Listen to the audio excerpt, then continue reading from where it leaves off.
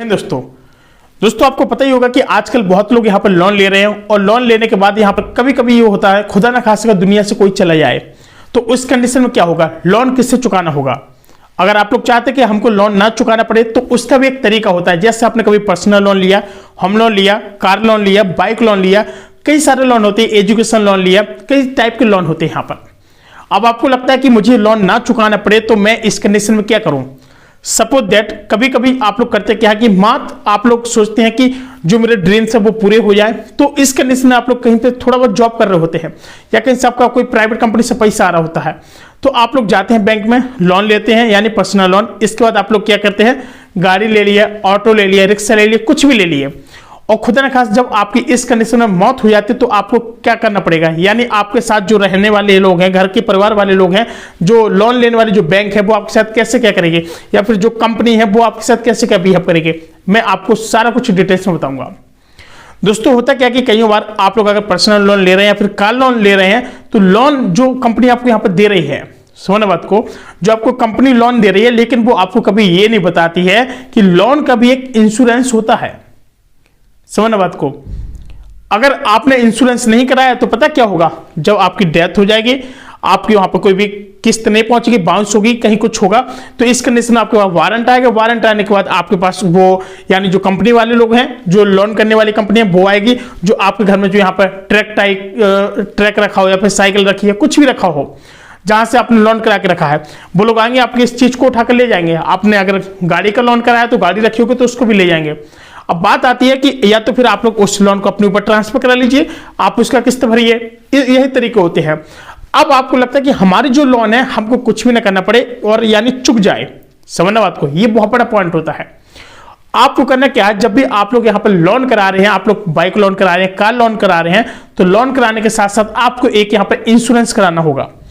Insurance यानी एक ऐसा बीमा होता है, खुदा न खास अगर आपके साथ कोई ऐसी घटना घट जाती है तो जो इंश्योरेंस कंपनी होती है, जैसे कई बार HDFC, कई सारी बैंक भी करती है कि जब तक आप जिंदा हैं तब तक वो क्या करेंगे कि मतलब कोई आपको फिक्र नहीं रहेगी, आप ही को उसकी चुकानी पड़ेगी। अगर सपोज दैट अगर आप इस दुनिया में नहीं है और ये घटना घट गई है और जहां से आपने लोन लिया और उस लोन के तहत यानी जो इंश्योरेंस कंपनी है वहां पर आपने एक बीमा कराना होगा, यानी वो होता है 5 से 6 हजार रुपए का, यानी वन टाइम होता है, वन टाइम इन्वेस्ट। जब आप लोग कोई गाड़ी ले रहे हैं, कार ले रहे हैं, तो आपको पता ही है कि जब आप लोन ले ही रहे हैं और आप मकान गाड़ी खरीद ही रहे हैं तो क्यों ना यार 5 से 10 हजार रुपए तक के बीच में एक जो इंश्योरेंस होता है, खुद ना खास अगर आपके साथ कोई ऐसी घटना घट जाती है तो आपकी घटना घटने के बाद आपके घर वालों को प्रेशर नहीं किया जाएगा। जो इंश्योरेंस कंपनी होगी वहां पर क्लेम देना पड़ेगा कि आपकी डेथ हो चुकी है, तो जो इंश्योरेंस कंपनी होगी जहां पर आपने 5 से 10 हजार रुपए जो जमा किया था, तो ऑटोमेटिकली क्या होगा कि वो इंश्योरेंस कंपनी खुद निपट लेगी, सारा कुछ वहीं पर मैटर क्लोज कर देगी, यानी वो सब कुछ चुका कर रख देगी,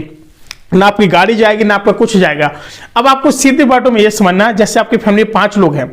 आपने अपने नाम पे लोन करा लिया, ठीक। अब आपकी दुनिया में जाने के बाद क्या होता है कि जो आपकी फैमिली है, फैमिली पर ऑटोमेटिक जैसा लोन आ जाती है चुकाने के लिए, तो ऐसा ना करना पड़े, आप ही तक वो मैटर रहे सीमित और आप ही के यहां से क्लोज हो जाए वो मैटर। तो इस कंडीशन में आपको करना क्या पड़ेगा कि जो लोन कंपनी है वहां पर लोन वालों से भी करना कि प्लीज आप इंश्योरेंस भी कर दीजिए, जो कोई अच्छी सी कंपनी हो वहां से आप लोन कराइए, इंश्योरेंस भी कराइए। 5 से 10 हजार रुपए वन टाइम लगता है। तो आपने जैसे लोन कराया, होम लोन का करा लिया, भाई साहब या तो वो घर में आपका क्या करेंगे, अगर आपने नहीं चुका पाया या तो ताला डाल देंगे, नीलामी हो जाएगी, ये सारी चीजें होने लगती है, मकान बिकने लगता है। तो ऐसी नौबत न आए, आपकी फैमिली भी वहीं पर रह सके, तो आपको क्या करना पड़ेगा, आपने होम लोन लिया या पर्सनल लोन लिया, कोई भी लोन लो, सभी में नियम है, ठीक है। आपने कोई भी लोन लिया हो तो वहां पर जाएंगे, अपना सारा कुछ डेटा आप जमा करेंगे और लोन लेने के साथ इंश्योरेंस कराएंगे। इंश्योरेंस के साथ साथ आपको क्या करना है, 5 से 10 हजार रुपए जो जमा होगा उसको वन टाइम देना पड़ेगा। वन टाइम देने के बाद अब आप फ्री हो गए।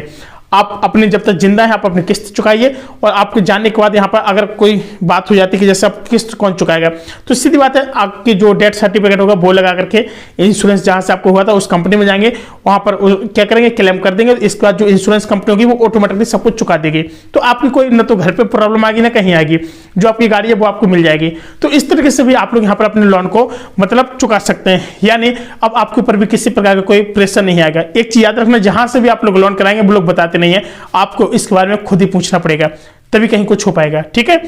दोस्तों जानकारी कैसी लगी प्लीज वीडियो को लाइक से सब्सक्राइब जरूर करना। मिलता है कोई नई अपडेट से, तब तक के लिए नमस्कार।